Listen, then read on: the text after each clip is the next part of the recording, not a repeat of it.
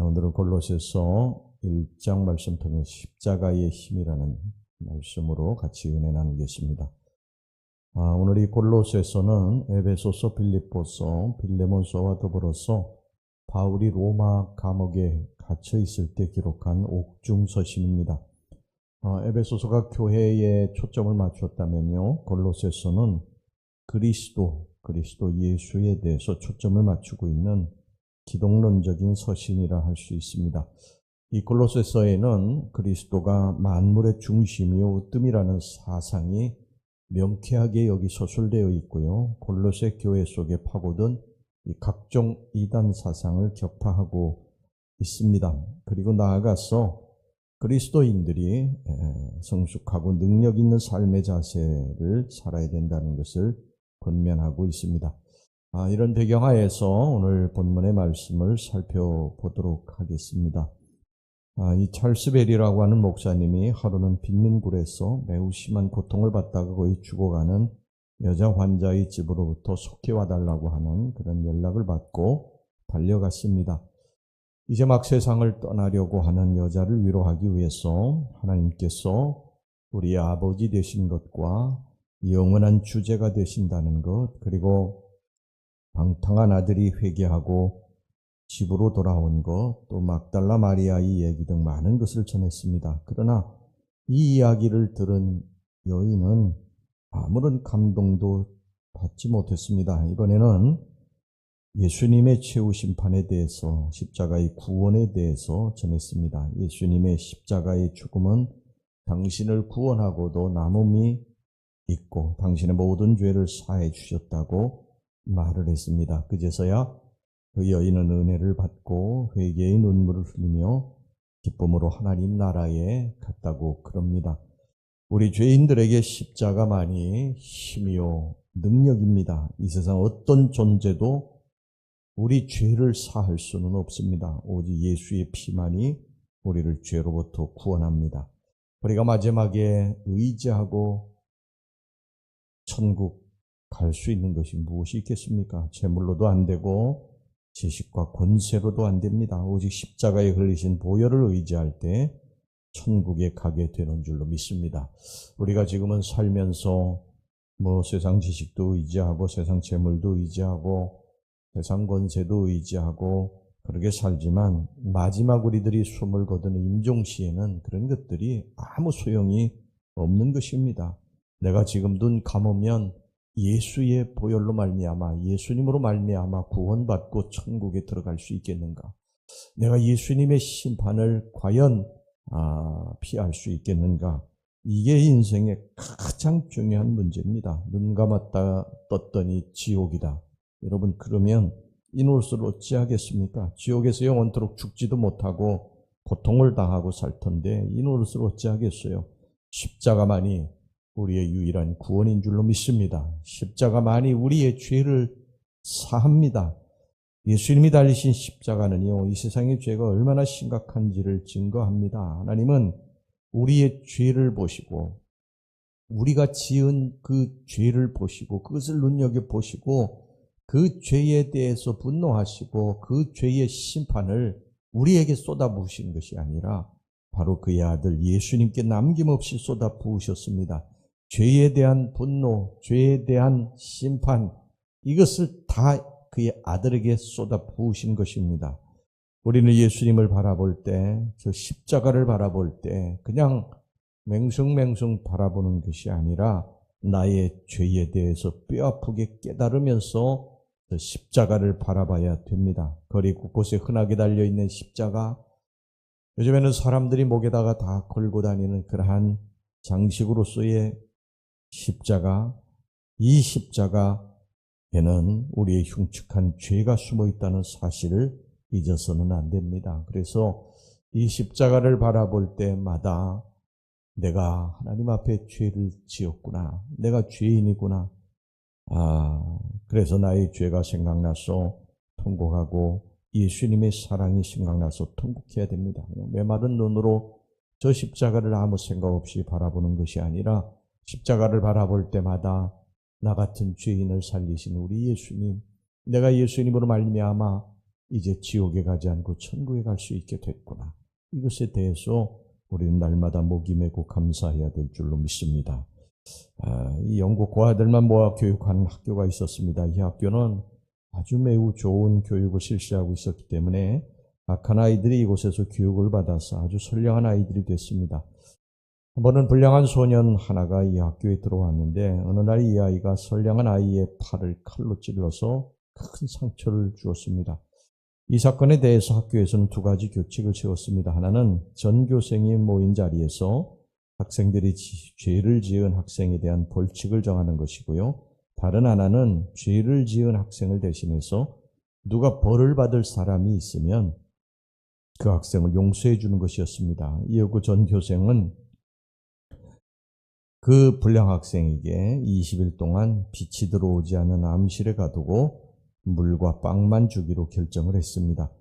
그 다음 절차로 혹 이 불량 학생을 대신해서 벌 받을 학생이 없는가 하는 것을 물어보았습니다. 그런데 아무도 나서는 학생이 없었습니다. 그런데 한 학생이 손을 들었습니다. 이 학생은 누구냐면 놀랍게도 불량 학생에게 팔을 찔린 학생이었습니다. 모두들 경악했지만 우리 자기들끼리 규칙을 그렇게 정했기 때문에 어쩔 수 없이 칼에 찔렸던 이 학생이 암실에 갇히고 이 칼로 찔렀던 학생이 하루에 3번씩 물과 빵을 가져다 주기로 결정을 했습니다. 칼로 찌른 학생은 처음에는 놀랐지만 자신을 대신해서 암실에 갇힌 학생을 바보 같다고 비웃었습니다. 한 주일이 지났습니다. 그 암실에 갇힌 학생은 점점 야위어 갔어요. 칼로 찌른 학생이 암실에 물과 빵을 가지고 들어갈 때마다 찔린 학생의 창백한 얼굴, 야윈 모습을 보게 됐습니다. 처음에는 바보 같다고 생각을 했는데 야윈 학생의 모습을 보면서 양심의 가책을 느끼게 되었습니다. 내가 저기서 벌을 받아야 되는데 저 학생이 받고 있구나. 그렇게 생각하며 괴로웠습니다. 마침내 이 학생은 어느 날 소리를 지르면서 나를 이곳에 가두어 달라고 애원을 했습니다. 그리고 남은 기간 동안 자신이 그 암실에서 죄를 회개하며 보냈다고 합니다. 여러분, 우리가 십자가를 바라볼 때 바로 이것을 느껴야 됩니다. 십자가를 바라볼 때 내가 저기 달려야 하는데 죄 없으신 예수님이 달리셨구나. 그런 양심의 가책을 느껴야 됩니다. 예수님은 나를 사랑하사 친히 내 대신 십자가를 치셨습니다. 그리고 우리를 흑암의 권세에서 살리셨습니다. 오늘 여기 본문에 13절 말씀 보겠습니다. 그가 우리를 흑암의 권세에서 건져내사 그의 사랑의 아들의 나라로 옮기셨으니 흑암의 권세에서 건져내셨다는 것입니다. 그리고 그의 아들의 나라로 옮기셨다는 거예요. 이것은 내가 의로워서가 아니라 나는 하나님 앞에 정말 흉측한 죄들을 많이 지은 죄인이지만 내 죄를 대신해서 예수님이 십자가에 달려 죽으셨기 때문에 그의 공로로 말미암아 내가 흑암의 권세에서 하나님의 나라로 옮겨졌다는 것입니다. 흑암의 권세는 마귀가 다스리는 나라입니다. 지옥의 나라입니다. 여기에서 자신을 죽이심으로 우리를 예수님께서 건지셨다는 것입니다. 그리고 그의 사랑의 아들의 나라로 옮기셨다는 거예요. 하나님이 다스리시는 나라 천국으로 옮기셨다는 것입니다. 여러분, 천국이라고 하는 것은요, 죄 없는 사람이 가는 것이 천국이에요. 여러분, 창세기 3장에 보면요, 하나님께서 선악을 알게 하는 나무의 실과를 따먹지 말라고, 너희들이 이걸 따먹는 날에 반드시 죽을 것이라고 그렇게 말씀하셨어요. 그런데 그들이 하나님 앞에 죄를 짓습니다. 그 하나님 말씀을 어기고 불순종하고 그 선악을 알게 하는 나무의 열매를 따먹습니다. 그리고 이들이 하나님 앞에 범죄하고 하나님의 에덴 동산에서 그들을 쫓아내셨어요. 그런 줄 아십니까? 에덴 동산, 즉 천국은 죄 있는 사람이 있는 곳이 아니에요. 있을 수가 없는 곳입니다. 그렇기 때문에 쫓아내신 거예요. 그런데 예수 그리스도께서 이 땅에 오셔가지고 우리에게 생명으로 오시지 않으셨습니까? 너희들이 이것을 먹는 날 반드시 죽을 것이로다. 그래서 인간이 죽었어요. 죽었기 때문에 죽은 영혼을 가지고 천국에서 있을 수 없죠. 에덴 동산에 있을 수 없죠. 쫓겨난 인간이 생명이신 예수 그리스도를 영접하고 이제 내가 곧 길이요 진리요 생명이니 나로 말미암지 않거나 아버지께로 올 자가 없다. 아버지께로 생명을 받아서 갈 수 있는 길이 열려지게 되는 줄로 믿습니다. 그래서 우리가 죄를 지었지만 그 죄를 예수님이 대신 지시고 우리에게 새로운 생명을 주셨기 때문에 우리는 천국에 다시 들어갈 수 있게 되는 줄로 믿습니다. 저와 여러분은 지금 죽는다 해도요, 천국에 갑니다. 이것에 대한 분명한 확신을 가지고 살아가시기를 바랍니다. 예수님이 내 대신 죄의 값을 치르시고 우리를 죄로부터 구원하셨기 때문입니다. 이것을 믿고 담대하시길 바라요. 14절 말씀을 보겠습니다. 그 아들 안에서 우리가 속량 곧 죄사함을 얻었도다. 얻었다는 것입니다. 죄사함을 우리들이 이룬 것이 아니라 죄사함을 얻은 것입니다. 그래서 이제 우리가 하나님과 화목해졌어요.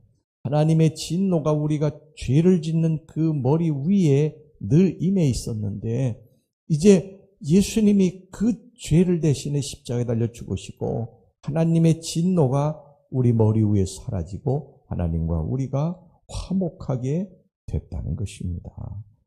그러므로 누구든지 예수의 이름으로 하나님 아버지께 이제 기도하면 응답받게 됩니다. 하나님과 화목하게 됐기 때문에 이제 막힌 죄의 담이 없기 때문에 하나님 앞에 우리가 기도하면 하나님께 우리의 기도가 올라갔고 하나님이 그 기도를 받으시고 우리에게 죄의 담이 없어졌기 때문에 응답이 오게 된다는 것입니다. 우리가 어떻게 사느냐? 바로 이렇게 사는 것입니다. 이 땅에서는 우리의 아버지 되신 하나님께 기도하고 그리고 응답받고 그렇게 살다가 물론 살면서 여러 가지 힘들고 어려운 일들도 많이 있죠. 그러나 그 속에서 또 우리는 아버지를 찾는 것입니다. 아버지 도와주세요.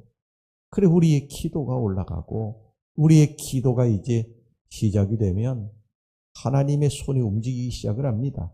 그리고 이제 하나님으로부터 응답을 받고 살다가 주님이 이제 부르시는 날이 되면은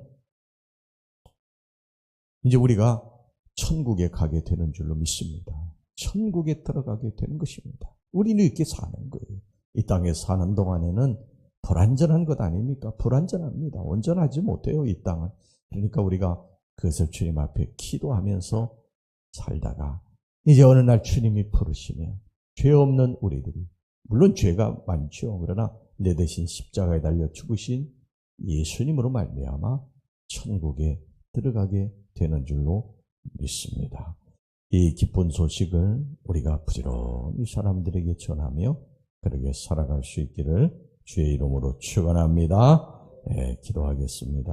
하나님 아버지, 우리가 죄인입니다. 그러나 내 죄를 위해서 예수님이 십자가에 달려 피 흘려 죽으심으로 영원한 멸망에서 우리가 구원받고 저 천국에 들어갈 수 있는 축복을 얻었으니 감사합니다. 아버지, 이 은혜를 날마다 잊지 말게 하시고 이 기쁜 소식을 우리가 전하며 살아갈 수 있는 귀한 전도자들이 되게 주시옵소서. 예수님의 이름으로 기도하옵나이다. 아멘.